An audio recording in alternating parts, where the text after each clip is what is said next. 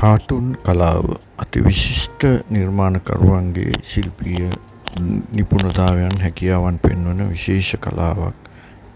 ඉතා සුවිශේෂී කලාවක්. මේදී ඉතා කුඩා චිත්‍රයකින් මා විශාල මාතෘකාවක් පිළිබඳ සමාජයේ අර්බුදයක් පිළිබඳ කතා කළ හැකි කලාවක් මේ. එතකොට මේ චිත්‍රයට අදාළව ගත්තොත් අහිංසක දුප්පත් පුරවැසියෙක් නීතියට යටත් එය විස මත තියාගෙන ඒට යටහත් පහත් බව නිරූපණය කරනවා. ඒ වගේම පාතාල මැරෙක් එය නීතිය උඩ සිටගෙන ඔහුගේ අපරාධ නීතියට උඩින් තිබෙන බව ප්‍රකාශ කිරීමක් මේ චිත්‍රයෙන් නිරූපණය වෙනවා. එතකොට අහිංසකයට නීතිය බලපානවා. නමුත් අපරාධකාරයට මැරයට නීතිය බලපාන්නේ නැහැ කියන අර්ථය දෙමින් ඒ වර්තමානයට ගලපා තිබෙනවා. ඉතින් මේ වර්තමාන සමාජයේ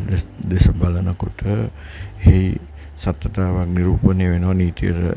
නීතිය රැහැනට අසු වුණත් අහිංසක පුරවැසියන් නීතියටත් යටත් පාතාලයටත් යටත් කියන අර්ථය මෙයින් නිරූපණය වෙනවා. ඒ නිසා තැන් දෙකකින් නීතියානුකූලවත් පාතාලයටත් අවනතව ජීවත් වීමට සිදුවී තිබීම ඉතා ඛේදවාචකයක් ලෙස මේ චිත්‍රය නිරූපණය කරනවා.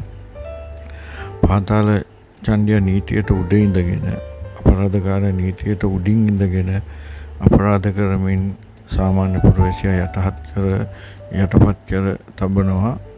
එහිදී ඔහු යටත් වෙන්නේ නීතියට මොන අවස්ථාවේද එපමණයි ඔහුට නීතිය බලපාන්නේ.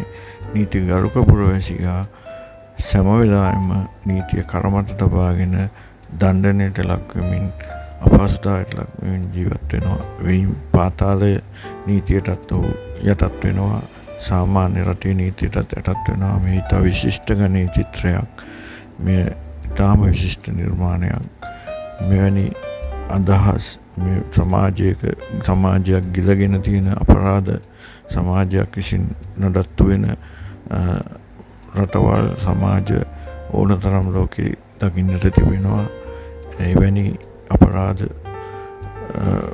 සමාජයක් නිරූපණය වන කාටුන් චිත්‍රයක් ඉතා සරලව ඉදිරිපත් කරලා තියෙනවා. හොඳ නිර්මාණයක්, හොඳ නිර්මාණශීලී නිර්මාණකරුවෙක්ගේ නිර්මාණයක් ලෙස මේක දකින්න පුළුවන්.